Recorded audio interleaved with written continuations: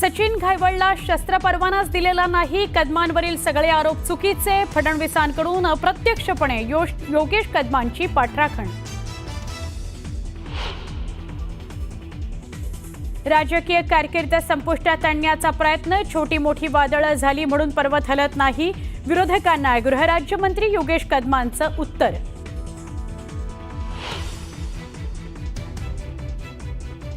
कोथरूड गोळीबार प्रकरणात सचिन घायवळवरही मकोका अंतर्गत गुन्हा दाखल, पुण्यातील निलेश घायवळ प्रकरण गुन्हे शाखेकडे वर्ग, पुणे पोलिसांची क्राईम ब्रांच करणार तपास।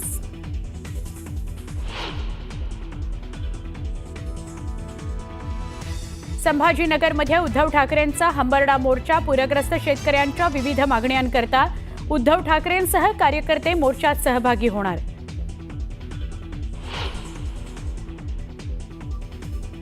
पूरग्रस्तांना दिलेल्या मदतीच्या मुद्द्यावरून पीडीसीसी बँकेच्या संचालकांना अजितदादांनी ठणकावलं, 26 लाख रुपये काय देता, किमान 1 कोटींचा चेक द्या, बँक संचालकांना अजितदादांचा टोला।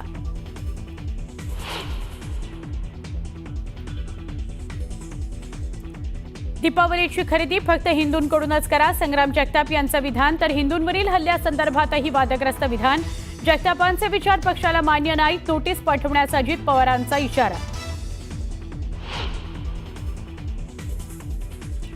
मविया नेत्यांचं शिष्टमंडळ 14 ऑक्टोबरला घेणार, मुख्य निवडणूक अधिकाऱ्यांची भेट, मविया नेत्यांसह राज ठाकरेही भेटीला जाणार, खासदार संजय राऊतांची माहिती।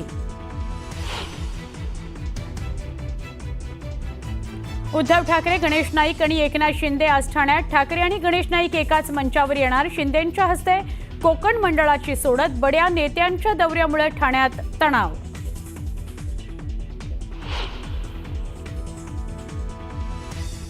कबुतरांकरता जैन समुदायाचा लढा, दादरमध्ये मृत कबुतरांच्या आत्म्याच्या शांतीकरता प्रार्थना सभेत आंदोलनाची पुढची दिशा ठरणार।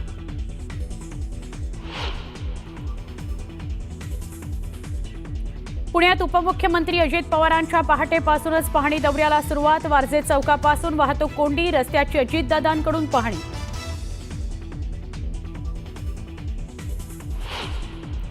वीस 20,000 मतदार बाहेरून आणले, भाषणादरम्यान सेनेचे आमदार विलास भुमरे यांची आधी कबुली आणि मग शिंदेंच्या सूचनेनंतर केली सारवासारव। मेगा ब्लॉक घेण्यात येणार नाही आणि त्यामुळे या मार्गावरील प्रवाशांना दिलासा मिळेल। मध्य रेल्वेच्या मुंबई विभागातील कर्जत यार्ड पुनर्रचना कामासंदर्भात प्री नॉन इंटरलॉकिंग कामासाठी आज वाहतूक ब्लॉक घेण्यात येणार आहे। या ब्लॉकमुळे मुंबई पुणे दरम्यान धावणाऱ्या प्रगती, Deccan queen, Deccan intercity, Indrayani express रद्द करण्यात येणार आहेत। ब्लॉक कालावधीमध्ये नेरळ कर्जत आणि कर्जत ते खोपोली दरम्यान लोकल सेवा उपलब्ध नसेल।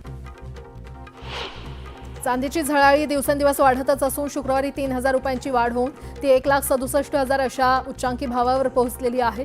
9 ऑक्टोबर रोजी एकाच दिवसात झालेली 11,200 रुपयांची वाढ आणि 10 रोजी पुन्हा झालेली वाढ पाहता 2 दिवसात चांदीचे भाव हे 14,200 रुपयांनी वधारले।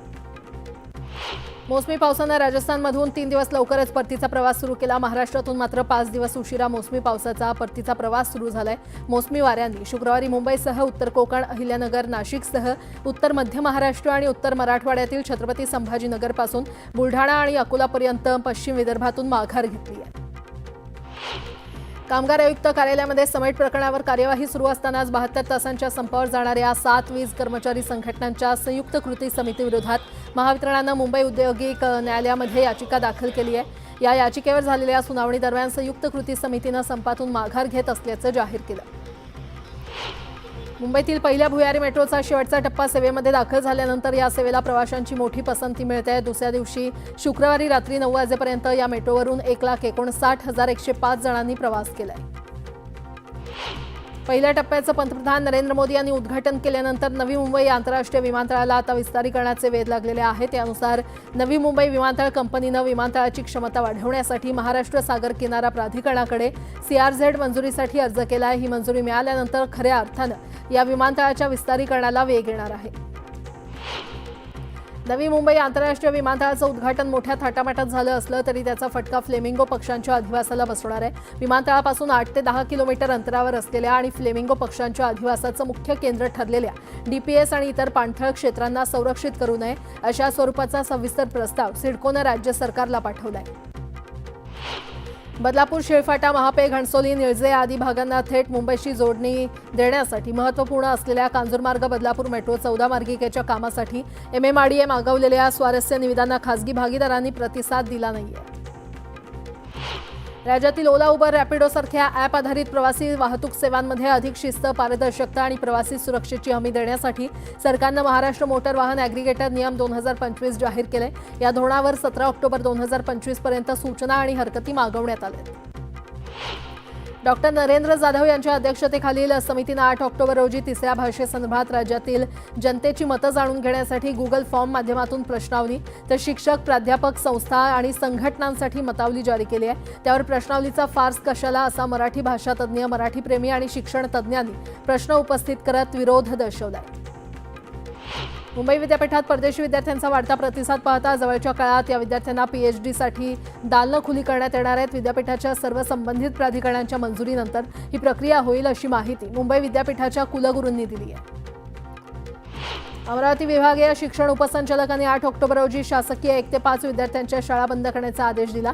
मात्र 9 ऑक्टोबरला संबंधित अधिकाऱ्यांनी तो मागे घेतला. शिक्षक संघटनांनी हा प्रकार शब्दछळ असल्याचं सांगितलं तर शिक्षण आयुक्तांनी शाळा बंद करण्याचा शासनाचा कोणताही मानस नसल्याचं स्पष्ट केलं. देशाचा विदेशी चलन साठा 3 ऑक्टोबरला संपलेल्या आठवड्यात $27.6 कोटी घटून $699.96 अब्ज इतका झालाय. भारतीय रिझर्व्ह बँकेनं ही माहिती दिली आहे. या आधीच्या आठवड्यात साठ्यात $2.33 अब्ज घट नोंदली गेली होती आणि तो $700.24 अब्ज वर आला होता. इक्विटी म्युच्युअल फंडमध्ये झालेली गुंतवणूक सप्टेंबर महिन्यात 9% घसरून 30,421 कोटी रुपये इतकी राहिलेली आहे. ऑगस्टमध्ये ही गुंतवणूक 33,430 कोटी रुपये तर जुलैमध्ये 42,702 कोटी रुपये इतकी होती. पेन्शन वेळेवर मिळवण्यासाठी तुम्हाला दरवर्षी जीवन प्रमाणपत्र सादर करावं लागतं. 80 वर्षापेक्षा जास्त वयाच्या पेन्शनधारकांसाठी ते सादर करण्याची प्रक्रिया सुरू झालेली आहे. 30 नोव्हेंबरपर्यंत प्रमाणपत्र सादर करू शकतात.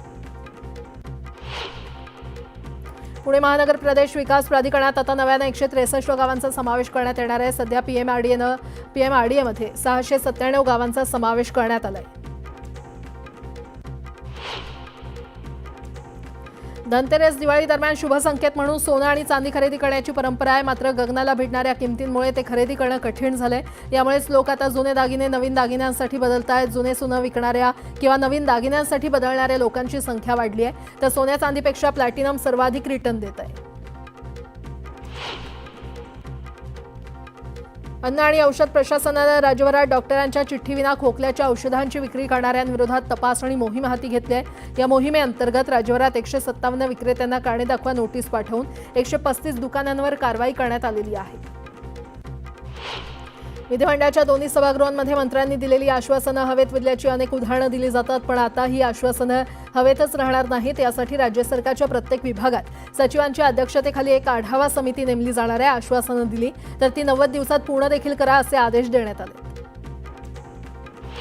रत्नागिरी जिल्ह्यातील मंडणगडमध्ये दिवाणी न्यायालयाच्या इमारतीचा लोकार्पण सोहळा पार पडणार आहे. या सोहळ्यासाठी सरन्यायाधीश भूषण गवई, मुख्यमंत्री फडणवीस, उपमुख्यमंत्री एकनाथ शिंदे आणि अजित पवार उपस्थित असतील. तर सरन्यायाधीशांच्या आगमनानिमित्त शहरात पोलीस बंदोबस्त वाढवण्यात आलाय. अमरावतीच्या मोजरी गुरुकुंजमध्ये आज राष्ट्रसंत श्री तुकडोजी महाराजांचा 57वा पुण्यतिथी महोत्सव सोहळा पार पडणार आहे. देशविदेशातून आलेले लाखो गुरुदेव भक्त दुपारी महाजनांना मौन श्रद्धांजली वाहणार आहेत. तर केंद्रीय मंत्री नितीन गडकरी या कार्यक्रमाला उपस्थित असतील. रायगड जिल्ह्याचे मुख्यालय असणाऱ्या अलिबाग शहरात वाहनांच्या संख्येत मोठी वाढ होत आहे. ज्यामुळे जिथे मिळेल तिथे वाहन पार्किंग होत असल्यामुळे शहरात वाहतूक कोंडी आणि अनधिकृत पार्किंगची समस्या दिवसेंदिवस वाढते. त्यामुळे वाहतूक पोलिसांनी धडक कारवाई सुरू केली आहे. अजित पवारांकडून धायरी आणि नांदेड सिटी परिसरात पाहणी करण्यात आली. वारजे शिवणे पुलाच्या कामाचा अजित पवार यांनी आढावा घेतला. शिवणे पुलाची उंची वाढवण्याच्या सूचना अजित पवार यांनी अधिकाऱ्यांना केल्या. सांगली महापालिकेकडून सांगली शहरातल्या मुख्य बाजारपेठेतील अतिक्रमणांवर बुलडोजर चालवण्यात आलाय. काही विक्रेत्यांनी या कारवाईला विरोध करत कारवाईबद्दल संताप व्यक्त केला. चाळीसगाव तालुक्याचा अखेर विशेष पॅकेजमध्ये समावेश करण्यात आलाय. यामुळे 76,000 शेतकऱ्यांना मदत मिळण्याचा मार्ग मोकळा झालाय. यामुळे शेतकऱ्यांना दिलासा मिळालाय. अतिवृष्टीमुळे झालेल्या नुकसानीनं सोलापुरात आणखी एका शेतकऱ्यानं आत्महत्या केली आहे. बार्शी तालुक्यातील कारीत 15 दिवसात आत्महत्येची ही दुसरी घटना आहे. आणखी एका तरुण शेतकऱ्यानं आपली जीवनयात्रा संपवली आहे. पेमेंटसाठी 4 ऑक्टोबर ते 5 नोव्हेंबर या कालावधीमध्ये बेदाणे सौदे बंद करण्यात आले आहेत. 6 नोव्हेंबरपासून पुन्हा सौदे सुरू होणार आहेत. बेदाण्याची वर्षाला कोट्यावधींची उलाढाल होत असते. अर्थसंकल्पात घोषणा करण्यात आलेल्या पंतप्रधान धनधान्य कृषी योजनेची अंमलबजावणी आजपासून देशातील 100 जिल्ह्यात सुरू होणार आहे. महाराष्ट्रातील 9 जिल्ह्यांचा या योजनेमध्ये समावेश करण्यात आलेला आहे. केंद्र आणि राज्य सरकारच्या विविध योजनांच्या एकत्रीकरणातून कृषी उत्पन्नात वाढ करण्यासाठी ही योजना सुरू करण्यात आली आहे.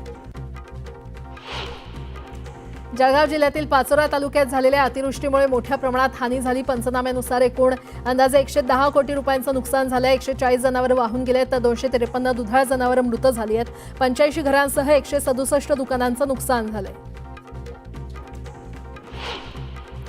चाकणच्या कुरुळी येथे तळेगाव उरुळी बायपास रेल्वे प्रकल्पाच्या विरोधात जन आंदोलन करण्यात आलं. या आंदोलनाला खासदार डॉक्टर अमोल कोल्हे आणि आमदार बाबाजी काळे यांनी हजेरी लावून ग्रामस्थांच्या मागणीला पाठिंबा दिला. हा प्रकल्प रद्द करून पर्यायी मार्गाचा विचार करावा अशी मागणी करण्यात आली. जळगावच्या कानळदा गावात महर्षी वाल्मिकी ऋषी जयंतीनिमित्त भव्य मिरवणूक काढण्यात आली. यावेळी पालकमंत्री गुलाबराव पाटलांनी ठेका धरत उपस्थितांचा उत्साह वाढवला. सरकारनं शेतकऱ्यांसाठी जाहीर केलेल्या पॅकेजवर खासदार ओमराजे निंबाळकरांनी टीका केली आहे. पूरग्रस्तांसाठी जाहीर केलेले 31,000 कोटींचं पॅकेज म्हणजे शेतकऱ्यांच्या कोपऱ्याला गुळ लावण्याचा प्रकार असल्याची टीका खासदार ओमराजे निंबाळकरांनी केली आहे. सहकार मंत्री बाबासाहेब पाटील यांचं वक्तव्य म्हणजे त्यांच्या पोटातील भावना ओठावर आल्याचा प्रकार आहे अशी टीका आमदार कैलास पाटील यांनी केली आहे. महायुतीला कर्जमाफीवरून शेतकऱ्यांचं मतदान घ्यायचं होतं हे स्पष्ट झालंय अशी टीका कैलास पाटील यांनी केली. तळेगाव ते उरुळी कांचन दरम्यान प्रस्तावित असलेल्या रेल्वे बायपास प्रकल्पात चाकणमधील 12 गावांसह मावळ आणि हवेली तालुक्यातील शेतकऱ्यांनी तीव्र विरोध दर्शवलेला आहे. या प्रकल्पाविरोधात 12 गावातील नागरिकांसोबत खासदार अमोल कोल्हे देखील मैदानात उतरले आहेत. यावेळी हात जोडता येतात तसं मूठही वळवता येते असं ते म्हटले.